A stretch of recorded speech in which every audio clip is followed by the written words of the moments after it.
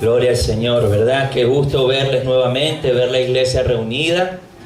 Recuerden que estamos en martes de estudio bíblico, amén. Gloria a Dios. Para los que nos visitan por primera vez, bienvenidos, ¿verdad? Bienvenido nuestro hermano Domingo. Bienvenido todos los que están en este lugar, ¿verdad? Quiero que comencemos haciendo una breve oración. ¿Qué le parece si estamos todos en pie? Y vamos a elevar, vamos a poner esto en manos del Señor. Cierre sus ojos allí, dígale: bendito Dios, Padre amado, Padre de la gloria, te damos gracias, Señor. Gracias en esta noche hermosa, maravillosa que nos regalas, Señor. Gracias te doy por la vida de todos y cada uno de las personas que están acá, mis hermanos, hermanas, Señor. Gracias por la vida de la familia que ellos representan, Señor. Te pido que les bendigas, Padre, en esta noche. Te pido que sea tu Espíritu Santo, Señor, hoy llenando este lugar, Señor. Que sea tu Espíritu Santo trayendo sabiduría a mi vida, Señor, para que hables a través de mí, Señor, tu palabra, Padre. Y que también les dé sabiduría a mis hermanos para que podamos comprender y entender todas las cosas que tú nos revelas a través de tu palabra, Señor. Sabemos que tu Espíritu Santo es el que nos guía a toda verdad, Señor. Sin tu Espíritu Santo, nada de lo que está escrito acá en la palabra pudiéramos comprender, Señor. Por eso hoy te damos gracias, te damos la bienvenida, Espíritu Santo de Dios, y te recibimos con un fuerte aplauso en el nombre poderoso de tu Hijo amado Jesús. Amén y amén. Pueden sentarse, mis hermanos. Gloria a Dios. ¿Todos trajeron Biblia? Amén. Amén, gloria a Dios. Entonces téngala allí en su mano porque la vamos a necesitar. Bueno, simplemente para recordarles, ¿verdad? Estamos estudiando el libro de Génesis. ¿Cuánto? Levánteme la mano los que han estado en el estudio. Ah, ok. Si se han perdido uno solo por allí, ¿verdad? Estamos hablando sobre el libro de Génesis y la semana pasada estuvo nuestro hermano Héctor Pérez. ¿Cuántos estuvieron la semana pasada? Amén. Gloria a Dios.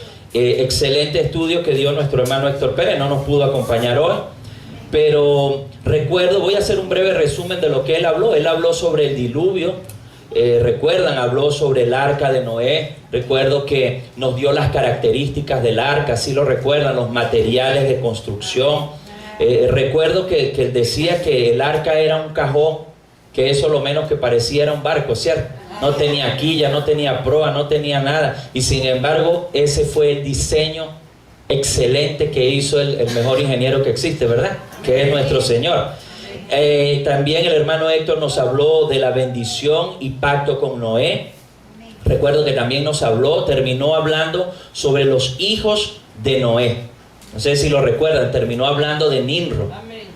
Y excelente que haya terminado hablando de Nimrod, porque Nimrod precisamente llegó a ser algo así como bisnieto de Noé.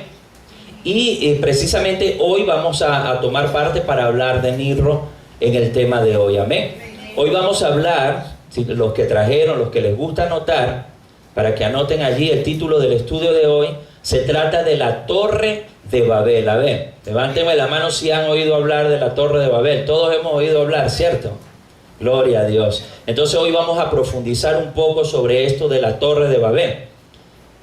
Recuerdo que les traje una imagen sobre la Torre de Babel, que el pastor Heliber está haciendo allí unas magias para colocarla. Y yo sé que el Señor lo va a ayudar allí para que tengamos una imagen muy hermosa que está allí de la Torre de Babel. Amén.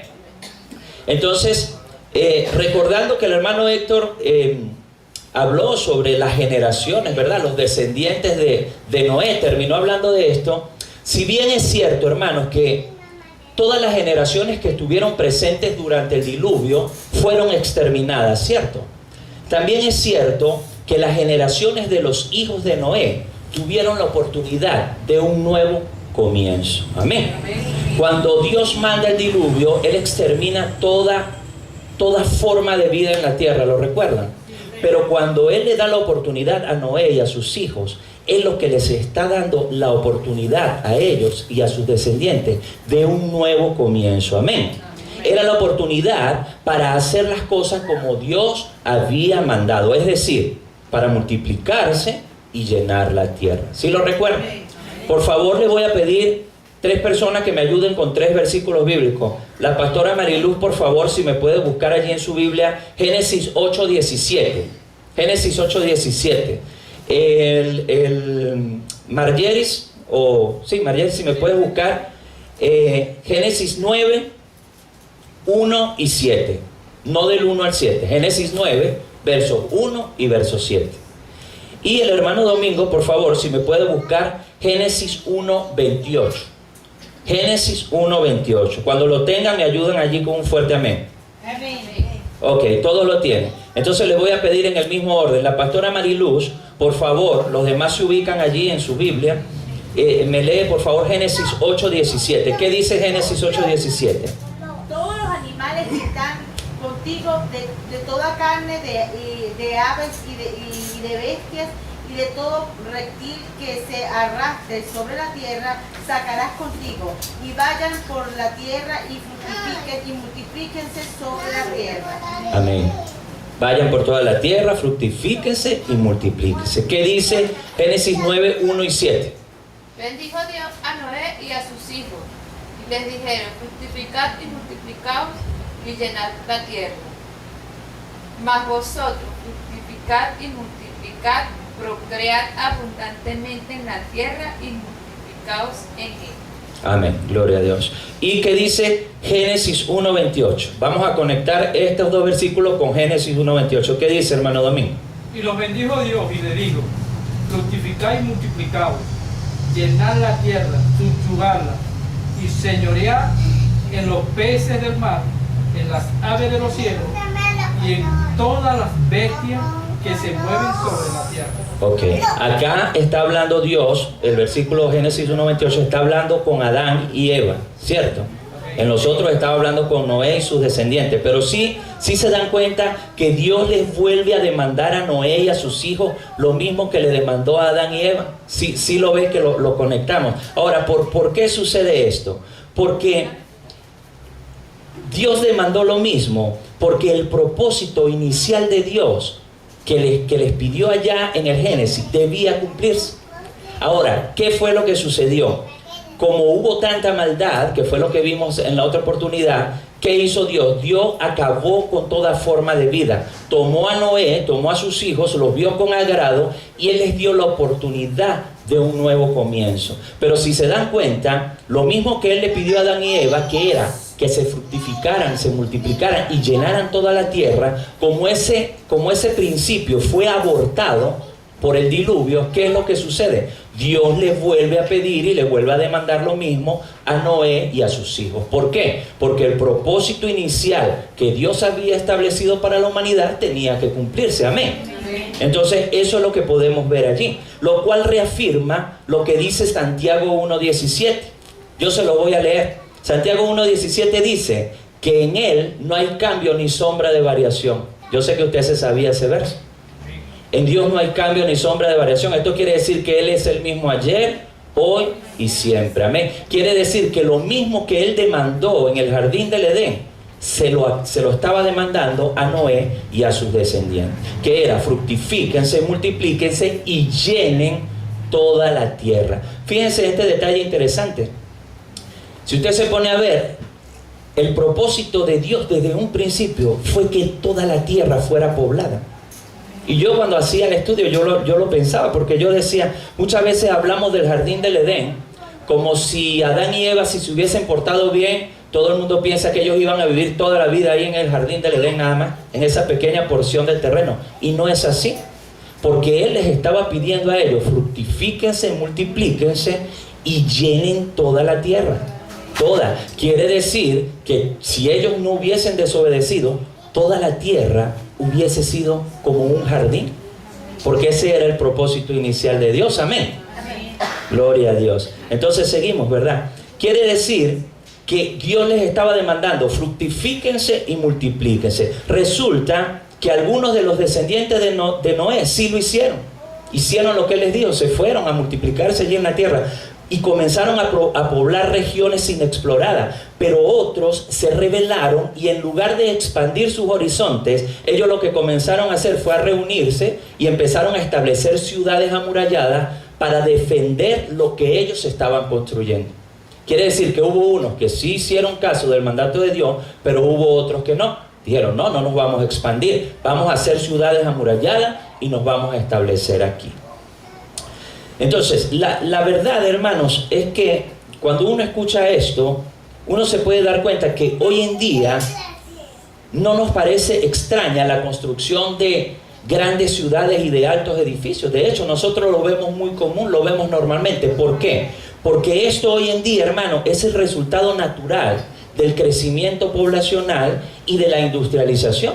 Vemos que existen grandes ciudades, vemos que existen grandes edificios, pero en tiempos antiguos, en los tiempos de Noé, lo normal era vivir en el campo. Eso era lo normal, ellos debían vivir en el campo. Quienes vivían en las ciudades eran los comerciantes que vendían en el mercado lo que los demás producían allá en los terrenos. Esos eran los únicos que vivían en las ciudades. Del resto, la mayoría de la gente vivía en el campo. Por eso es que resulta extraño leer que unos años después del diluvio, la gente se dispuso a construir una torre. Este relato resulta un poco extraño porque uno dice, si la gente acostumbraba era a vivir en los campos, ¿verdad? Y a expandirse, ¿qué pasó aquí? Que comenzaron a construir una torre. Es decir, que construir una torre, hermanos, no era común o no era lo que se esperaba de ellos en esa época. Lo que se esperaba es que se expandieran y poblaran toda la tierra. Amén. Ahora bien, yo quiero que nos traslademos por un momento, hermano, acá al siglo XX, ¿verdad? Estamos en el siglo XXI, pero vamos a trasladarnos al siglo XX y repasemos un poco de historia. Usted recuerda que en la década de los 60, el hombre se propuso alcanzar una meta. Yo no sé si alguien lo recuerda, que era la conquista ¿de qué? Del espacio. ¿Sí lo recuerdan? Recuerdo que habían dos potencias en ese tiempo, que era la antigua Unión Soviética, ¿verdad? Rusia y Estados Unidos. Ellos comenzaron lo que se llamó la carrera espacial. ¿Sí lo recuerdan? A ver quién ponía a un hombre en el espacio en primer lugar y quién ponía a un hombre en la luna.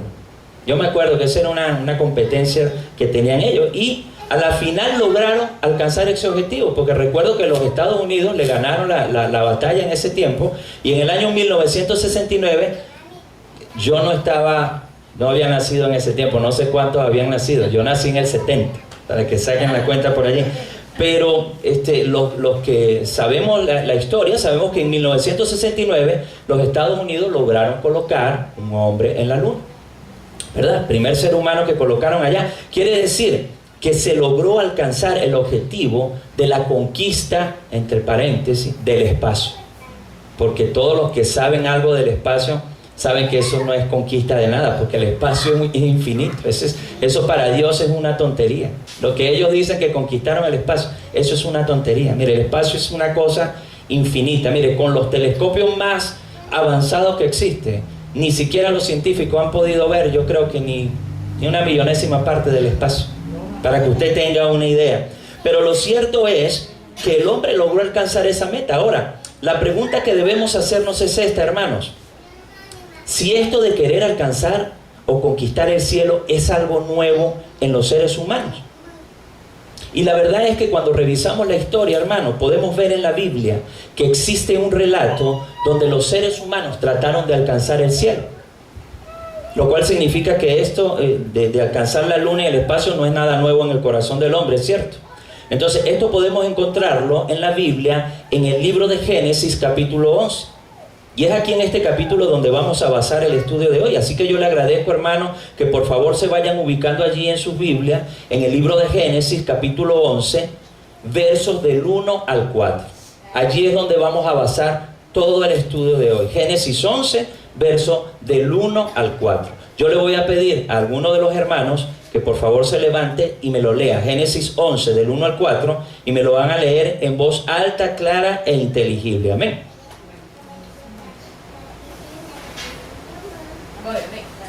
11 del 1 al 4. Ajá.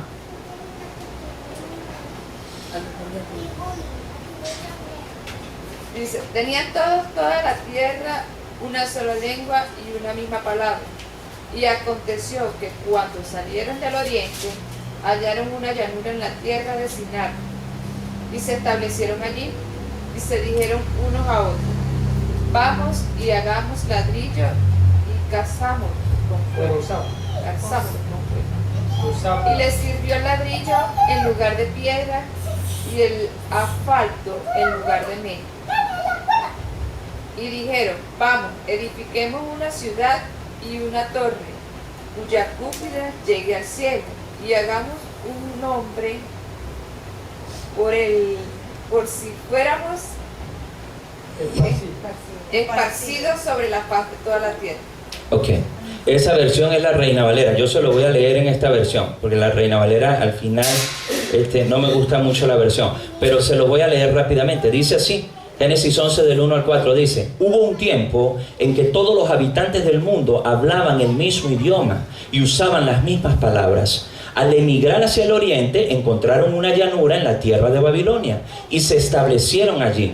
Comenzaron a decirse unos a otros: vamos a hacer ladrillos y endurecerlos con fuego. En esa región se usaban ladrillos en lugar de piedra y la brea se usaba como mezcla. Entonces dijeron: vamos, construyamos una gran ciudad para nosotros con una torre, escúchame bien, que llegue hasta el cielo. Eso nos hará famosos y evitará que nos dispersemos por todo el mundo. Por ahora dejémoslo hasta allí. Hasta el 4.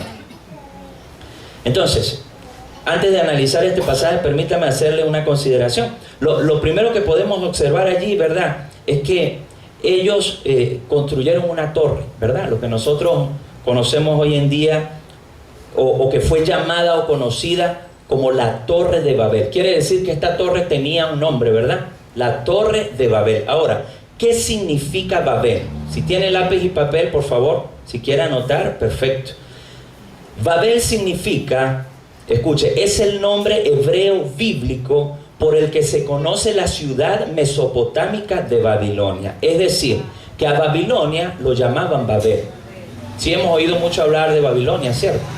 Y ese era el nombre hebreo con el cual se conocía esa ciudad mesopotámica de Babilonia. También Babel significa lugar o situación donde hay gran confusión y desorden, generalmente provocados por un gran número de personas hablando a la vez. También Babel significa gran confusión y desorden en un lugar o en algo.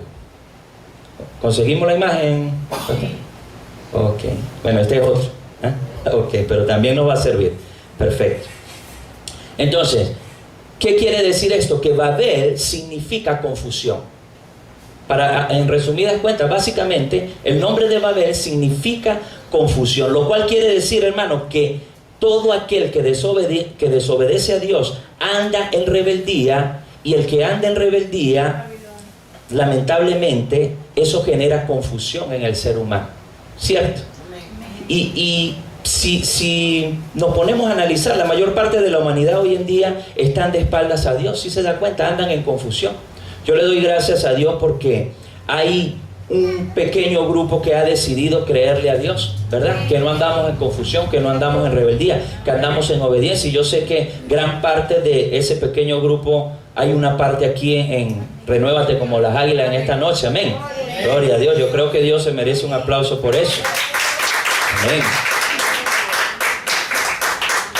Somos parte de esas personas que hemos decidido obedecer a Dios y le damos gracias al Espíritu Santo de Dios que nos ayude a no andar en confusión, porque muchas veces cuando le hacemos el juego al enemigo, ¿verdad?, que muchas veces nos ponemos un poco rebeldes, nos confundimos y hacemos las cosas como a Dios no le agrada. Amén.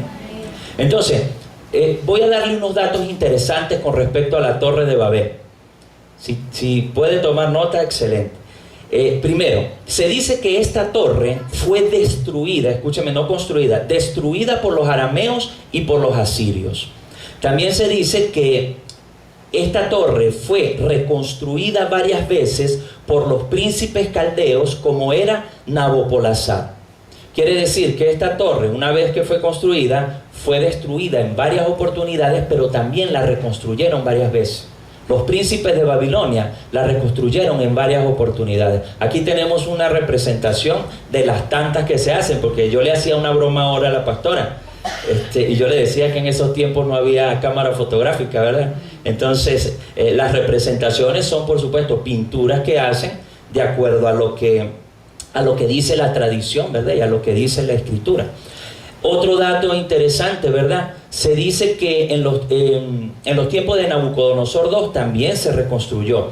La base de esta construcción que tienen allí, ¿verdad? Se dice que era cuadrada y que medía aproximadamente 92 metros de ancho, es decir, casi una cuadra de 100 metros. Y su altura se dice que habría sido aumentada por los que la reconstruyeron, ¿verdad? Ellos estaban en una altura y ellos la reconstruyeron. De este modo se hacía una digna exponente de su poderío y de su grandeza. Es decir, que cuando los príncipes babilónicos la reconstruyeron, lo estaban haciendo simplemente para demostrar su poderío y su grandeza ante las demás naciones que estaban alrededor. Según los arqueólogos, escuche este otro dato, esta torre escalonada, ¿sí se da cuenta que es escalonada?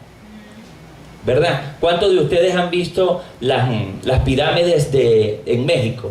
Las que construyeron los mayas. Ajá. Sí se da cuenta que no son como las pirámides normales, son escalonadas. Y eso tiene un propósito, ¿saben? Según los entendidos, ellos dicen que la torre fue construida de manera escalonada por una razón. ¿Por qué? Porque según los entendidos dicen que casi al final de la torre se construía un templo. Ellos tenían un templo allí donde ellos adoraban a sus dioses. Entonces se dice que los ladrillos eran blancos, eran muy hermosos porque eran blancos y eso asemejaba pureza, no vamos a decir santidad, pero pureza divina. Y se dice que el templo que ellos hacían al final lo hacían con una cerámica, algo así como una cerámica azul muy hermosa, que se asemejaba al cielo. Entonces, como la torre era alta, medía como 92 metros, imagínense, esos son como 20 y tantos pisos. Entonces se confundía con el cielo porque ellos querían dar la impresión que ellos habían alcanzado el cielo. Todo eso tiene un propósito, amén. Ok, otro dato que podemos ver acá es que varios arqueólogos, escuchen, esto es interesante, varios arqueólogos occidentales durante 4 siglos, es decir, durante 400 años, intentaron ubicar esta famosa torre bíblica. Este es un dato interesante. Los arqueólogos desde el siglo XVI hasta el siglo XX se dedicaron a ver dónde estaba esta torre. Se dedicaron a investigar. Y fíjense, se dice que intentaron ubicar esta famosa torre bíblica en la zona del actual Irak, en Akkar Kuf al oeste de Bagdad y en Birs Nimrud, en donde están situadas las ruinas de la antigua Babilonia. Escuche, si quiere anota este nombre. Este arqueólogo se llama Robert Koldewey. Robert Koldewey se dice que encontró una estructura en 1913 en la ciudad de Babilonia que él identificó como la Torre de Babel. Quiere decir que este hombre consiguió una estructura en Babilonia que él determinó que es la Torre de Babel. Tiene todas las características de la Torre de Babel. No sé si recuerdan también que la semana pasada cuando hablamos del Arca de Noé, que hablaba mi hermano Héctor Pérez, yo les comenté allí que en YouTube vi la información de que hay unos arqueólogos que consiguieron un arca, no sé si ustedes han visto esa información, en el monte Ararat. Y esta arca se dice que es el Arca de Noé. Quiere decir, hermanos, que Dios está permitiendo que se vayan descubriendo todas estas cosas para que nosotros podamos corroborar que lo que dice la palabra es cierto. Amén.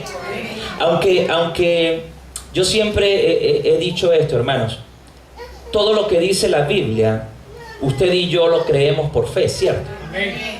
Cuando el Señor dice que en el principio Dios creó los cielos y la tierra, usted no necesita que le den pruebas, ¿verdad que no? Usted no necesita pruebas científicas, porque sin fe es imposible agradar a Dios. Y todo lo que está en la Biblia, nosotros los creyentes, lo creemos por fe, ¿cierto? Pero Dios quiere demostrar al mundo, a los escépticos, a los que critican duramente, ¿verdad?, el cristianismo, a los que critican la Biblia, a los que dicen que esto es fábula, que estos son mitos, que estos son leyendas. Él les demuestra con las propias armas de ellos, que es la ciencia, de que están equivocados. Y fíjense que no le hacen mucha, vamos a decirle, bulla pues a esas noticias. No se transmiten mucho. Usted no ha visto en televisión por allí, mira, consiguieron el arca, ¿verdad que no se consigue? Porque muchos detractores no les conviene esas informaciones. En cambio, cuando son informaciones de desastres naturales, eso sí, mire, eso lo pasan en todas partes, aquí, en la China y en todos los lugares. Y a cada momento, porque nos lo repiten a cada momento. Entonces, son datos interesantes, ¿verdad?, que debemos tener. Entonces, quiere decir, hermanos, que ha habido arqueólogos, y los arqueólogos son científicos, ¿saben? Los arqueólogos son científicos, eso es una rama también. Ha habido arqueólogos que sí se han tomado muy en serio este relato sobre la Torre de Babel que se encuentra en la Biblia. Y yo doy gracias a Dios por eso, porque créanme, para investigar 400 años, un grupo de arqueólogos occidentales, quiere decir que este libro se lo han tomado ellos en serio, porque nadie va a dedicar décadas de su vida a investigar un mito, una leyenda, una fábula, ¿cierto? Entonces damos gloria a Dios por eso, amén. Entonces seguimos, ¿verdad? Yo le pido al Señor que podamos culminar hoy este estudio bíblico. Pues si no, dejaremos una parte para la otra semana, pero voy a tratar de avanzar un poco más. Seguimos. Entonces, fíjense, después del diluvio de Noé, recuerda, de eso se habló la semana pasada, entre los descendientes de Noé hubo un hombre llamado Nimrod. De eso terminó hablando el pastor Héctor, ¿verdad? Y yo les coloqué acá, si me permiten, la genealogía desde Adán hasta Nimrod. ¿Sí la ven? Desde Adán hasta Nimrod. Fíjese, Adán, Set, Enoch, Cainán, Mahalalel, Jared, Enoch, Matusalén, Lamec, Noé. Noé tuvo 3 hijos, Sem, Can y Jafet. Can tuvo un hijo que se llamó Cus, y Cus tuvo un hijo que se llamó Nimrod. Ahora, ¿por qué yo coloqué la genealogía de Adán? Por cierto, esta genealogía la pueden conseguir en Génesis 5. Ella está ahí, yo no la saqué, fue de allí. ¿Por qué quise colocarla, hermano? Porque yo quería hacer un pequeño paréntesis, porque yo pienso que se lo debemos al estudio bíblico. ¿Por qué? Porque Génesis 5 lo pasamos por alto. Cierto, no hablamos, no hicimos un estudio bíblico sobre Génesis 5. Y Génesis 5 habla sobre la genealogía de Adán. Pero entonces yo quiero simplemente, aunque no es el tema en sí, quiero darle unos pequeños detalles sobre las genealogías porque me parece muy interesante. Fíjense, por ejemplo, podemos ver que las genealogías, levánteme la mano el que no sabe lo que es una genealogía. Puede ser que no sepamos, ¿verdad? ¿Qué es una genealogía? Una genealogía simplemente son los familiares, ¿verdad?, ascendientes y descendientes, ¿verdad? Cuando usted quiere hacer un árbol genealógico de su familia, ¿verdad?, usted puede investigar para ver quiénes fueron sus ascendientes, sus abuelos, tatarabuelos, etc. Pero también se puede hacer hacia abajo. Eso es lo que son las genealogías en la Biblia, ¿verdad? Entonces, voy a dar unos pequeños datos sobre la genealogía porque me parecen muy interesantes. Lo primero es que las genealogías nunca han sido las mejores porciones leídas en la Biblia. Mire, cada vez que un predicador o un pastor llega a una parte donde están las genealogías y fulano engendró a sultano, y esa es una lista como de este tamaño, hermano. Mire, todo el predicador lee un pedacito y se salta y se va para otro lado, si es que la lee. ¿Cierto o no, pastor? Y yo en todos los años que tengo en el Evangelio he visto muy pocos pastores predicar sobre genealogía. Agarrar una porción de la genealogía, yo no he visto a nadie predicando todavía, yo no los he visto. Sé que debe haber personas que han predicado, pero yo no lo he visto todavía. Pero eso tiene una razón, porque la gente cree que es fastidioso, que es tedioso. O sea, ¿para qué está esa genealogía ahí? O sea, ¿para qué colocaron eso? Y saben, todo lo que fue escrito en la Biblia tiene un propósito. ¿Saben? Porque 2 de Timoteo 3:16 dice que toda la escritura es inspirada por Dios y útil para enseñar, para instruir, para redarguir en justicia. Usted se sabe ese versículo. Entonces eso tiene un propósito, que simplemente les voy a dar unos abrebocas acá del propósito de la genealogía. También podemos ver que con respecto a las genealogías, que cuando usted se consigue, hermano, una lista como esta, ¿verdad? Adán engendró a Set, Set engendró a Enoc, etc. Muchas veces nosotros pensamos, hermano, que como vemos la lista, nosotros decimos, Adán fue papá de este fue papá de este fue... sencillito.